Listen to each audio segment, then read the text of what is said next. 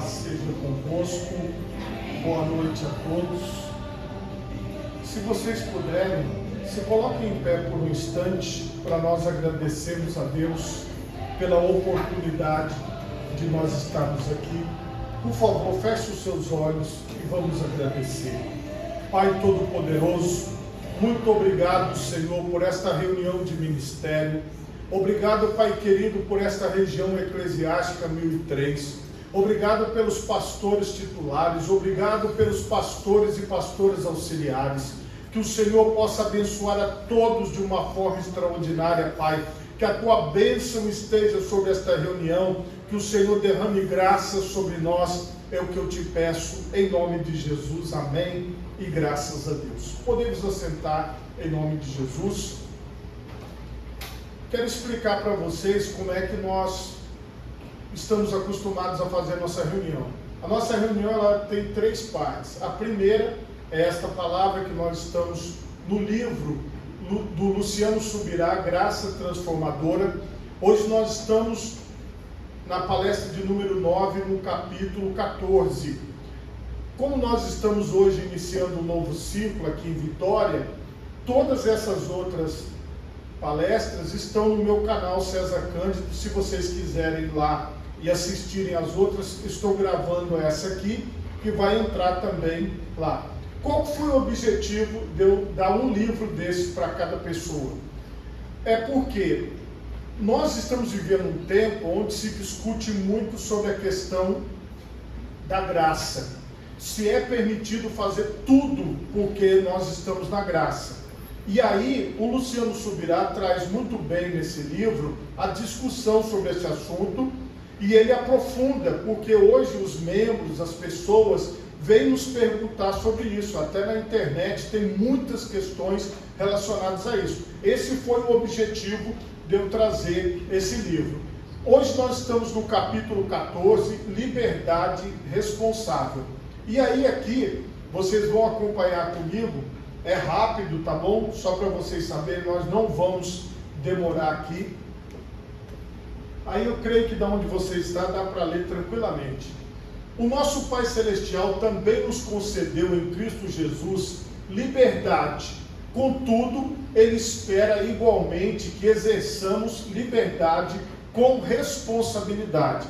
É assim que Ele inicia esse capítulo. Liberdade com responsabilidade.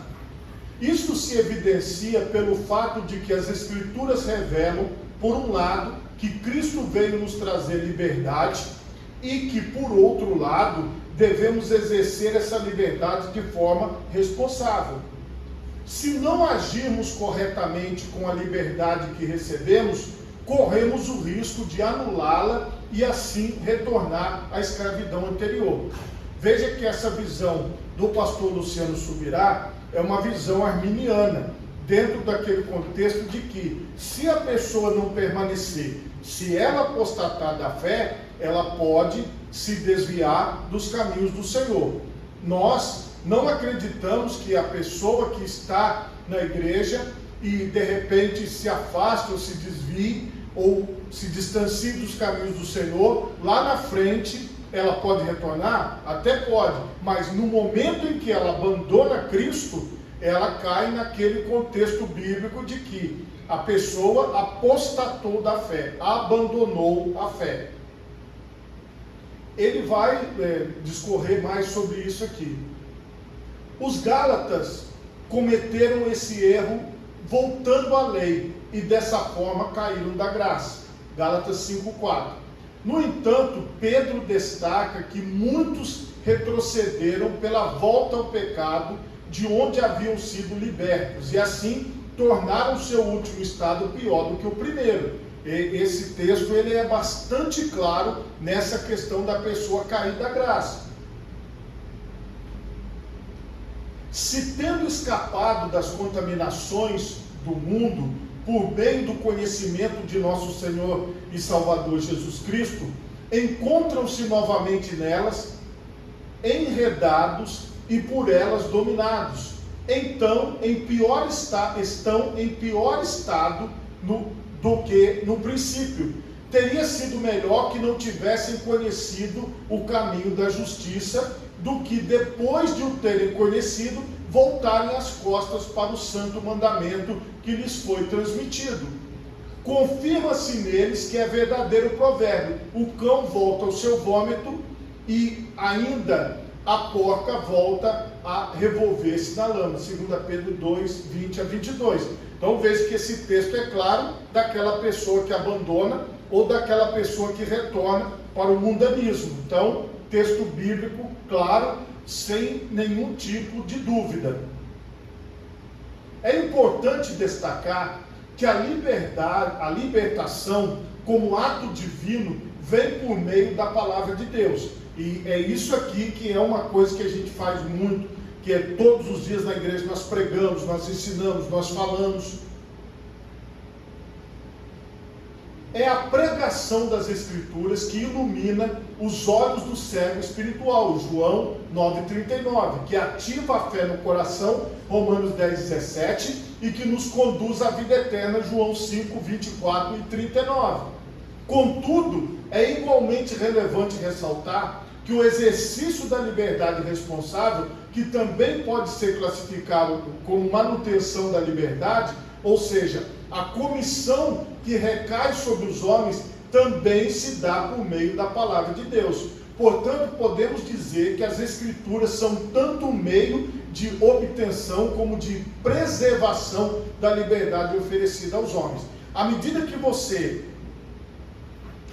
lê a palavra, conhece a palavra, busca a palavra, cada vez mais você vai se fortalecendo, você vai crescendo, você vai aprendendo. Tudo isso nós pregamos todos os dias. Porém, como eu falei com vocês, nos dias que nós estamos vivendo, muitas pessoas acham que basta aquele pequeno momento onde a pessoa passou por uma suposta transformação e depois ela não precisa dar continuidade, ela não precisa se dedicar, ela não precisa buscar, que é o que está se falando nos dias de hoje. Por isso estamos trazendo esse contexto.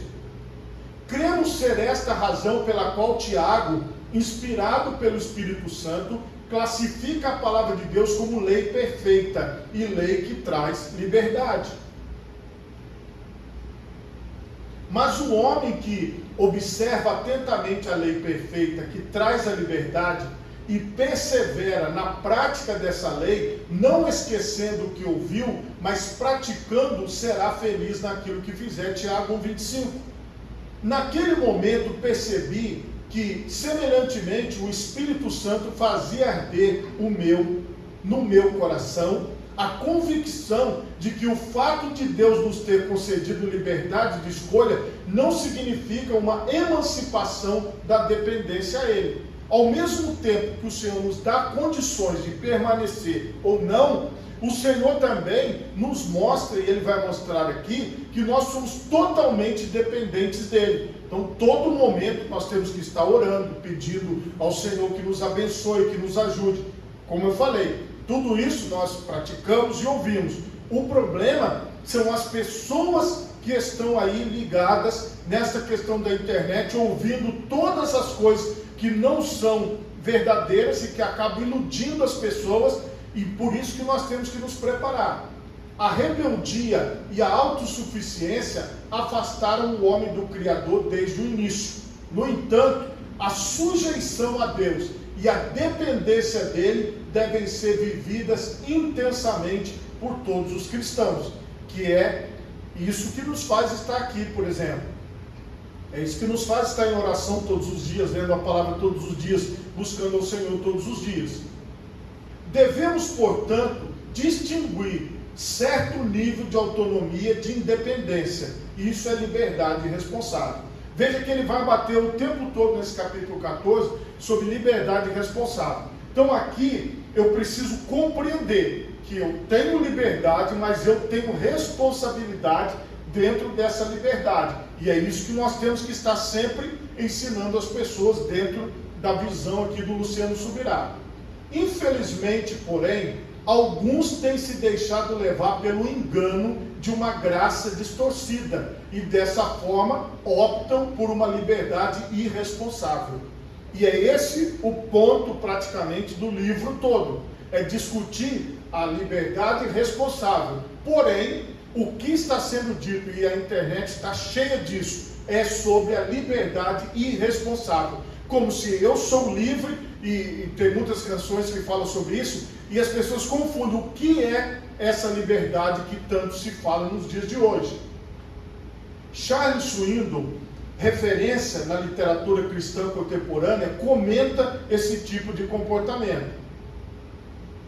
Vimos que o problema central da humanidade começou com Adão, o cabeça da humanidade, quando ele foi vencido pelo pecado.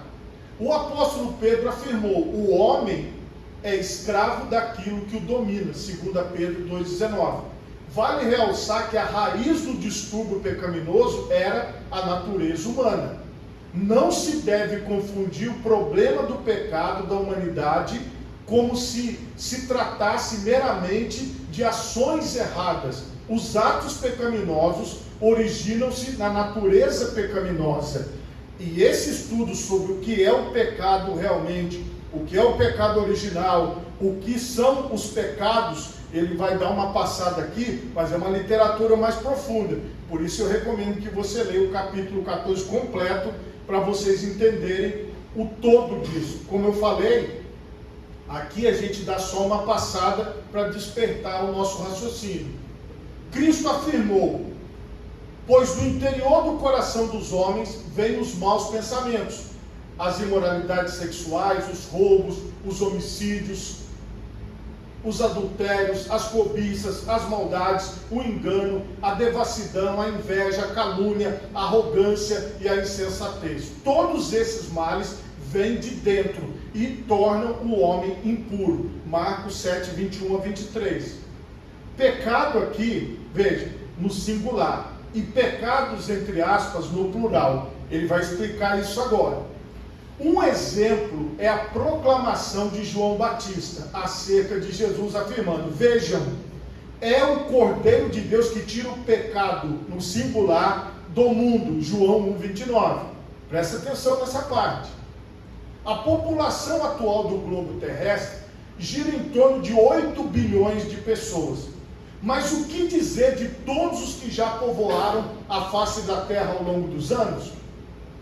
Se além desse número incalculável de pessoas, levarmos em conta a quantidade de pecados praticada pelos seres humanos individualmente, a multidão de pecados é imensurável. Ele fez um raciocínio e pensou: imagina quantos pecados já existiram em toda a face da terra em todos os tempos. Portanto, como que diante de tal assombroso volume de pecados na humanidade, a Escritura fala de Jesus como aquele que tira o pecado, entre aspas, né? Falando aqui no singular, do mundo? Aí ele vai responder: isso me parecia, nas leituras bíblicas de quando eu ainda era garoto, um erro de cálculo, entre aspas, até começar a perceber que a Bíblia distingue pecado no singular, que retrata a natureza pecaminosa, de pecados no plural, que apontam para as práticas pecaminosas. Veja como que isso aqui é um ensinamento muito bom, porque todas as pessoas que estão falando da hipergraça, elas estão falando sem levar em consideração este detalhe, que a Bíblia distingue pecado no singular e pecados no plural, e tem um significado. Por isso, nunca podemos confundir o fato de sermos livres por Cristo com sermos livres de Cristo. A pregação banal da graça tem levado muitos a acreditarem que a única função do favor divino é cobrir os pecados. E aqui, para aprofundar o estudo, nós vamos ter que ler, por exemplo, Calvino, ele fala dos tipos de graça. Também nós temos outros escritores que falam sobre tipos de graça. John Wesley também fala sobre tipos de graça. Mas, por exemplo, você vai ler Calvino, no mínimo 5.000 páginas. Você vai ler John Wesley, no mínimo 15.000 páginas. Então, às vezes as pessoas, elas não entendem assim, que antes de nós, tiveram muitas pessoas que se debruçaram e estudaram esse contexto. Porém, muitas pessoas que não têm vontade de estudar, eles acabam passando o conhecimento, e vocês veem que aqui é só pincelado, mas ele está mostrando aqui que tem diferença, uma diferença básica, que se as pessoas, no caso, que estão debatendo isso, se atentassem, já resolveria muito esse problema. Tal discurso sugere que a graça divina tem poder de nos libertar da condenação dos pecados cometidos, mas nega que ela tenha o poder de nos libertar do poder do pecado, das garras escravizadoras da natureza pecaminosa.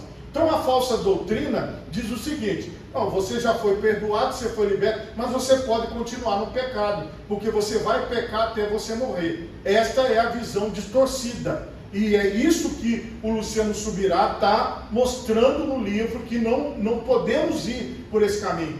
Todos nós que estamos aqui não vamos por esse caminho, né? Vocês são pastores, vocês não vão por esse caminho. Mas o que eu estou falando com vocês é que o nosso meio geral, evangélico no geral, tem caminhado em direção a essa hipergraça com, assim, um entendimento bem raso, mas que acaba trazendo transtornos. Porque às vezes a gente está na igreja, vem um irmão, faz uma pergunta, vem outro, faz uma pergunta, e nós precisamos ter a base para poder dialogar, para poder conversar. Essa mensagem, conscientemente ou não, preserva o homem na mesma incapacidade de obediência da escravidão na qual vivia, quando era um ímpio qualquer. A graça bíblica verdadeira nos vincula a Cristo por meio da obediência e sujeição que antes não nos eram possíveis. A verdade é que ainda somos escravos. Veja bem, esta graça, que é o favor não merecido de Deus, atua na nossa vida de modos que nós passamos a ter condições de vencer o pecado que sozinhos nós não vencíamos. Esta que é a ideia que todos os antecessores aqui, desde Armínio, né, pregaram, dizendo o seguinte: você não pode viver no pecado, você foi liberto do pecado. Então como você pode dizer que foi liberto do pecado e viver no pecado? É o que nós pregamos?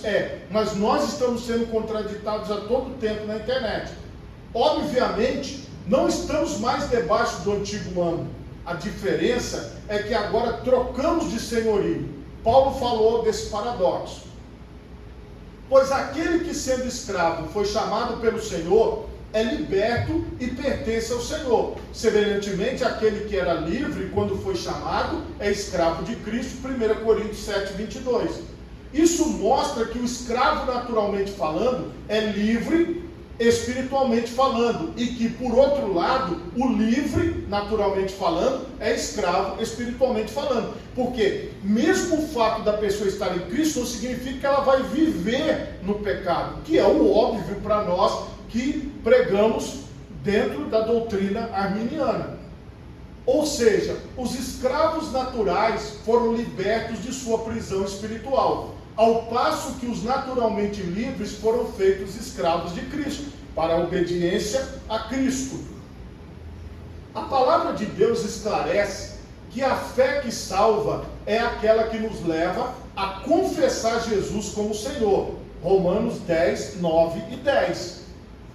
A palavra grega traduzida por Senhor é Kyrios, cujo significado é, veja bem, aquele a quem uma pessoa ou coisa pertence, sobre o qual ele tem o poder de decisão, mestre, senhor, o que possui e dispõe de algo, proprietário.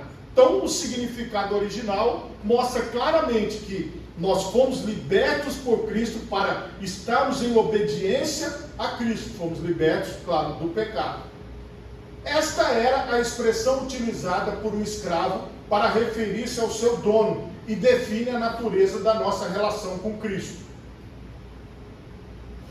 Conforme já constatamos em outro capítulo, a nova natureza nos empodera para vencer a velha, mas não a elimina. A velha natureza vai existir, mas nós temos condições de vencê-la com a ajuda do Espírito Santo. A confusão de alguns ao deduzirem que após a conversão tudo já esteja pronto e realizado, sem que se requeira do homem interação alguma com a obra divina, tem origem em uma análise parcial das declarações bíblicas. A Bíblia condena o discurso de liberdade como desculpa para pecar. Paulo exortou os crentes da Galácia: irmãos, vocês foram chamados para a liberdade, mas não usem a liberdade para dar ocasião à vontade da carne. Gálatas 5,13. Pedro também fez admoestações acerca da mesma questão. Como livres que sois, não usando todavia a liberdade por pretexto de malícia. 1 Pedro 2,16. Atualmente, muitos cristãos têm confundido ser livre por Cristo com ser livre de Cristo. Ele vai repetir essa frase no capítulo 14 algumas vezes. Então, o que significa ser livre por Cristo, ser liberto por Cristo, mas não ser livre de Cristo? Quer dizer que nós temos que estar com Ele. Ele é o nosso modelo, Ele é o nosso espelho, é Ele que nós seguimos. A transformação divina no homem vem sendo, em alguns círculos, em nome da graça, substituída por uma espécie de conformação com a escravidão do pecado. E é isso aqui que é o principal ponto que a nossa mensagem, a nossa pregação, ela, de todos vocês, de todos nós, ela confronta exatamente isso. Porque nós não podemos deixar de pregar a verdade, mesmo que está se alastrando aí a mentira, mas nós devemos continuar firmes na verdade. O trágico é que chamam isso de liberdade. Infelizmente é isso que nós temos visto nos dias que nós estamos vivendo. Levam alguns cristãos desavisados a crerem que podem ser, imaginar livres, mesmo que na prática ainda sejam escravos do pecado.